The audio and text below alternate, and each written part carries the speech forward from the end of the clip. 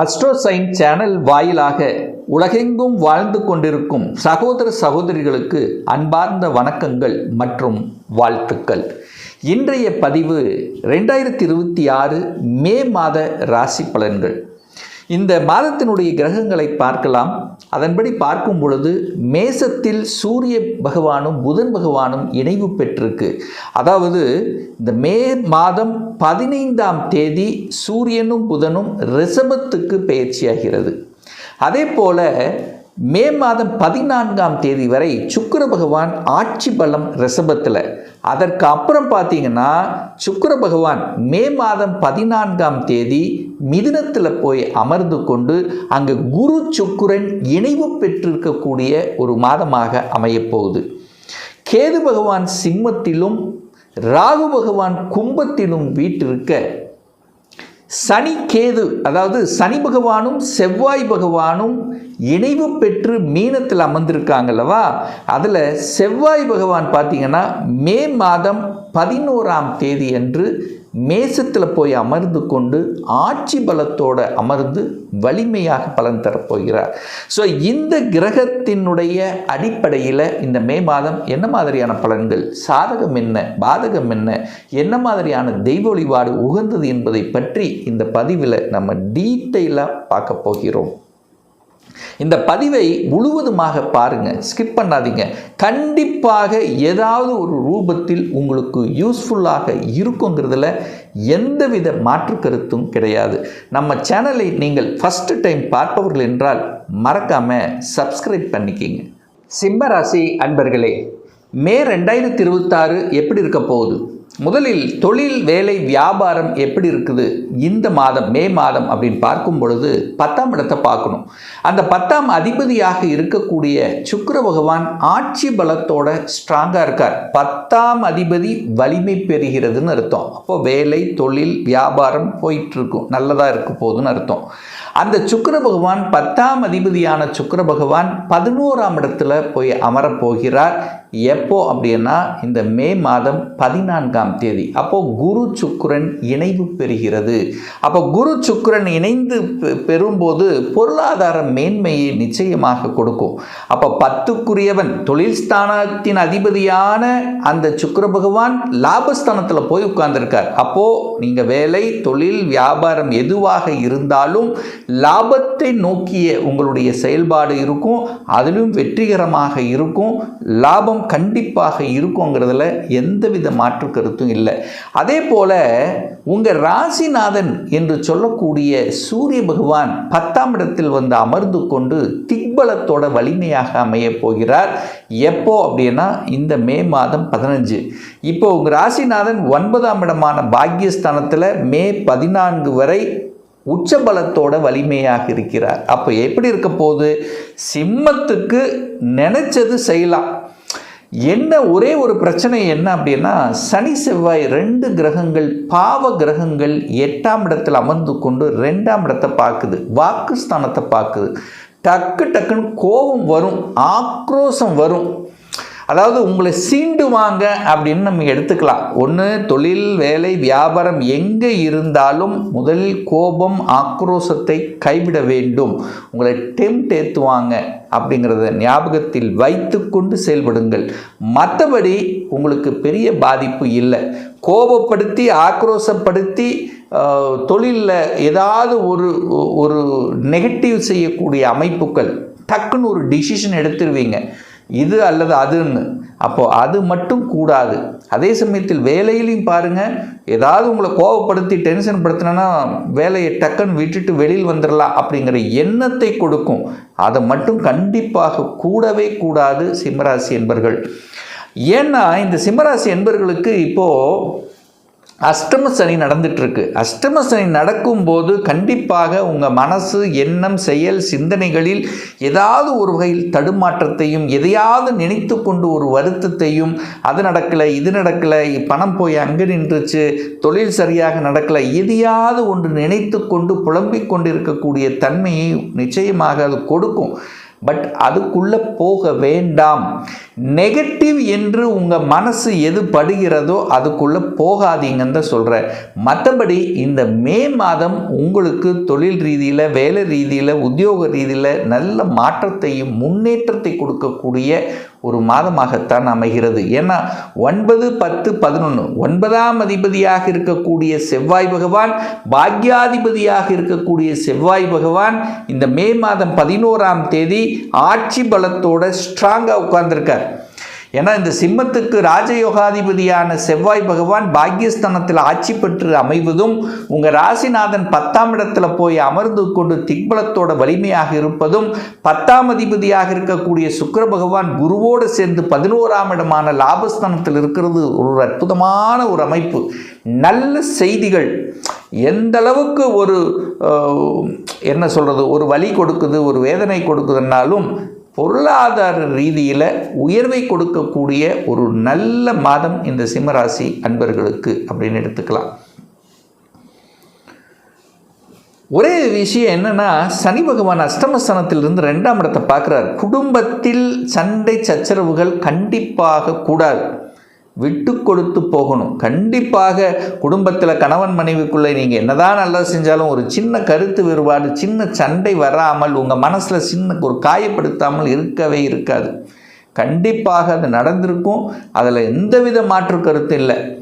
எதையாவது நினச்சி குடும்பத்தில், வாக்கு விஷயத்தில், பண விஷயத்தில் ஏதாவது ஒரு இக்கணை வைக்காமல் கண்டிப்பாக சிம்மத்துக்கு இருக்காது. அது அந்த விஷயத்தில் மட்டும் கவனமாக இருக்கணும். கணவன் மனைவி விட்டு கொடுக்கணும். 3ஆம் நபர்கள் விஷயத்தில் கவனமாக செயல்படணும். 3ஆம் நபர்களை உங்கள் குடும்ப விஷயத்துக்குள்ள வராமல் பார்த்து கொள்வது சிம்மத்துக்கு நல்லது. அதாவது உங்கள் குடும்பத்தில் உங்களுக்குள்ள பிரச்சனை வருதோ இல்லையோ, 3ஆம் நபர்கள் யாராவது உள்ளே வந்து ஏதாவது ஒரு கிளப்பி விட்டு போயிடுவாங்க. ஸோ இதில் மட்டும் கொஞ்சம் கவனத்தோட நம்பணும்.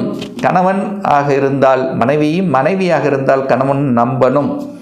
சின்ன சின்ன மனஸ்தாபம் இருந்தாலும் பேசி தீர்த்து கொள்வது நல்லது என்பதை ஆழமாக மனதில் பதிய வைத்துக் கொள்ளுங்கள் சிம்மராசி என்பர்கள். ஏன்னா 6ஆம் அதிபதி சனி என்கிறது உங்களுக்கு ஆகாதவன். சிம்மத்துக்கு சனி ஆகாதவன். 6ஆம் அதிபதி 8ஆம் இடத்தில் அமர்ந்து கொண்டு நேர குடும்பஸ்தானத்தை பார்க்குறார்.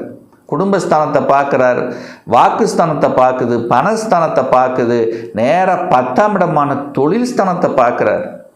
அப்போ தொழிலில், வேலையில், உத்தியோகத்தில் ஒரு கசப்புணர்வை கொடுக்கக்கூடிய அமைப்பை உருவாக்கிறோம். ஸோ அதுக்கு நீங்கள் இடம் கொடுக்கக்கூடாதுங்கிறது தான் இவ்வளவு நேரம் சொல்கிறேன். இடம் நிலம் சார்ந்த விஷயம் எப்படி சார் இருக்கும்? 4ஆம் இடத்தை பார்க்கணும். 4ஆம் அதிபதியாக இருக்கக்கூடிய செவ்வாய் பகவான் ஆட்சி பலத்தோட ஸ்ட்ராங்காக இருக்க போகிறார். சுக்கிர பகவானும் வலிமையாக இருக்குது. அப்போ இடத்த வாங்கலாம், நிலத்தை வாங்கலாம், வண்டி வாகனத்தை வாங்கலாமா? தாராளமாக வாங்கி கொள்ளலாம். ஒரே ஒரு விஷயம் என்னென்னா, இந்த டாக்குமெண்ட் சார்ந்த விஷயங்கள் ஏதாவது வில்லங்கம் இருக்காங்கிறத ஒரு தடவைக்கு 2 தடவை செக் பண்ணணும் என்பதை ஞாபகத்தில் வைத்துக் கொள்ளுங்கள் இந்த சிம்மராசி என்பர்கள். குரு பகவான் 11ல் இருக்கார், நேராக 5ஆம் இடத்தை பார்க்குறார். குலதெய்வத்தினுடைய அருட்கடாட்சம் பரிபூர்ணமாக இருக்கிறது. குலதெய்வத்தை சென்று வழிபட்டு வந்தீர்கள் என்றால் இந்த சிம்மத்துக்கு பெரிய பாதிப்புங்கிறது இல்லை. மாதம் பௌர்ணமி அல்லது அமாவாசை இந்த 2ல் ஏதாவது ஒரு நாள் உங்கள் குலதெய்வத்துக்கு போயிட்டு வரக்கூடிய அந்த தன்மையை நீங்கள் வளர்த்தி கொண்டீர்கள் என்றால் நிச்சயமாக இந்த அஷ்டம சனி ஒன்றுமே உங்களை பண்ணாது.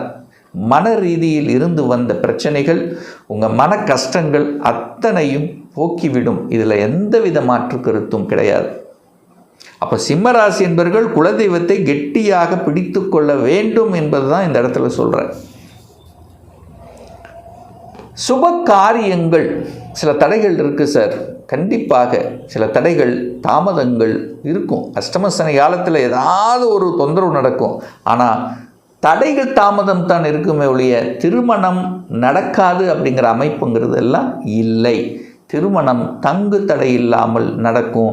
ஏன்னா அந்த குரு பகவான் 7ஆம் இடத்தை பார்க்குறார், 5ஆம் இடத்தை பார்க்குறார், உங்கள் முயற்சி ஸ்தானத்தை பார்க்குது. அப்போது இந்த மாதம் யோகாதிபதியான செவ்வாய் 9ஆம் இடத்தில் வந்து இருக்கக்கூடிய இந்த மே மாதம் 11ஆம் தேதிக்கு அப்புறம் திருமண விஷயங்கள், சுப காரியங்கள் சம்பந்தப்பட்ட விஷயங்கள் எல்லாமே நல்லபடியாக நடக்கும். 6க்குரியவன் 8ல் போய் இருக்கிறதுனால ஹெல்த்தை கொஞ்சம் கேர் எடுத்துக்கொள்ளணும். சிம்ம ராசி என்பவர்கள் கண்டிப்பாக உங்களுடைய ஹெல்த் விஷயத்தில் அக்கறை எடுத்துக்கணும். அதே சமயத்தில் பார்த்திங்கன்னா கடன் விஷயத்திலும் கவனமாக இருக்கணும். கடன் எங்கே கேட்டாலும் கடன் கொடுக்குறாங்கிறதுக்காக கடனை வளர்த்திடக்கூடாது.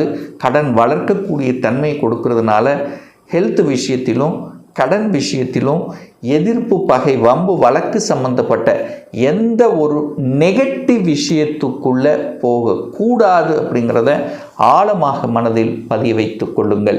ஏன்னா 6ஆம் அதிபதி 8ல் உட்கார்ந்துருக்கார், தனக்கு 3ஆம் இடம் என்று சொல்லக்கூடிய வளர்ச்சி ஸ்தானத்தில் உட்கார்ந்துருக்கு. அப்போ ஈஸியாக கடனை உருவாக்கிறோம், ஈஸியாக வம்பு வழக்கை கொடுத்து விடும், ஈஸியாக அதாவது ஹெல்த் விஷயத்திலும் அக்கறை எடுக்கணும் அப்படிங்கிறத ஞாபகத்தில் வைத்து கொள்ளுங்கள்.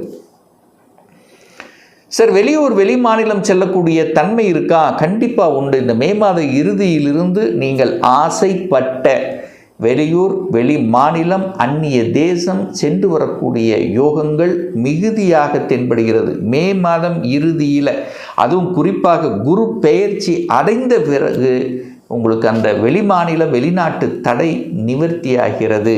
அப்போ வெளிமாநில ஒப்பந்தங்கள் கிடைக்கக்கூடிய தன்மை, வெளிநாட்டில் போய் வேலை பார்க்கக்கூடிய தன்மை, ஸோ இந்த மாதிரியான ஆப்பர்ச்சுனிட்டிகள் கண்டிப்பாக தேடி வரும் இந்த சிம்மராசி அன்பர்களுக்கு. ஆக மொத்தம் இந்த மே மாதம் 9, 10, 11 வலிமையாக இருக்கிறதுனால பொருளாதார விஷயங்கள் ஸ்ட்ராங்காக இருக்க போகுது. வேலை உத்தியோகம் நல்லா இருக்க போகுது. நீங்கள் கோபப்பட்டு கெடுத்துக்கக்கூடாது அப்படிங்கிறத மைண்டில் வச்சுக்கோங்க. கடன் விஷயத்துக்குள்ளே அதிகமாக கடன் தன்னுடைய கெப்பாசிட்டிக்குள்ளே போகக்கூடாது. வாக்கு சரியான முறையில் பிரயோகிக்கணும். இதை மட்டும் வைத்து கொண்டாலே போதும், இனிமையாக கிடக்கும். நல்ல செய்திகள், ஏன்னா பாக்யாதிபதி ஆட்சி பலம் அடைய போகிறார் அல்லவா, சுக்கிரனும் குரு இணைய போகிறது அல்லவா. அப்போது நிச்சயமாக நல்ல செய்திகளை, நல்ல குட் நியூஸ் கொடுக்கக்கூடிய, நல்ல ஒரு இன்ப அதிர்ச்சி தரக்கூடிய ஒரு நல்ல விஷயங்கள் நடக்கக்கூடிய ஒரு மாதமாக இந்த சிம்மத்துக்கு அமையும் என்று சொன்னால் அது மிகையாகாது. இப்போ நான் சொன்னது கோச்சார ரீதியாக இந்த மே மாதத்துக்குரிய ஒரு பொதுவான பலன்கள். இந்த ராசி நட்சத்திரத்தில் பார்த்தீங்கன்னா பல கோடி கணக்கான பேர் இருப்பீங்க. எல்லாருக்கும் ஒரே பலன் நிச்சயமாக இல்லை, ஏன்னா ஒவ்வொருத்தரும் டிஃப்ரெண்ட். இந்த கோச்சார பலனை குறைந்தது 3-4 மாதங்கள் கண்டினியூஸாக பாருங்கள். கரெக்டாக பொருந்தி வரலை அப்படின்னா உங்கள் தசாநாதனோ புத்திநாதனோ பாவ கிரகங்களினுடைய தொடர்பில் இருக்கும், அல்லது 6, 8, 12 அதிபதிகளோட அல்லது அந்த இடத்துல இருந்து நடந்துட்டுருக்குன்னு அர்த்தம். ஒரு துல்லிய பலன் வேணும் அப்படின்னா உங்கள் ஜாதகத்தில் கிரகங்கள் எப்படி இருக்குது, என்ன மாதிரியான ஆதிபத்தியம் பெற்றிருக்கு, எத்தனை டிகிரியில் இருக்குது, இப்போ நடப்பு தசாநாதன், புத்திநாதன், அந்தநாதன், சூட்சம்நாதன் எப்படி இருக்குது என்பதை பொறுத்து நீங்கள் கேட்கக்கூடிய எந்த கேள்வியாக இருந்தாலும் சரி, இந்த 2026 சொந்த தொழில் செய்வதற்கான கொடுப்பினை இருக்கா, அப்படி இருக்கக்கூடிய பட்சத்தில் எப்போ நம்ம சொந்த தொழில் செய்யலாம். இப்போ நான் +2 படிச்சிருக்கேன், எந்த கோர்ஸ் எடுத்து படித்தா நம்முடைய ஃப்யூச்சர் நன்றாக இருக்கும், 2026 திருமணம் எப்போ நமக்கு நடக்கும், எனக்கு எப்போ ப்ரமோஷன் கிடைக்கும், எப்போ நான் வீடு கட்டுவேன், எப்போ குழந்தை பாக்கியம் கிடைக்கும், இது போன்ற கேள்விகளுக்கு துல்லியமான பதிலை நம்மால் கூற முடியும்.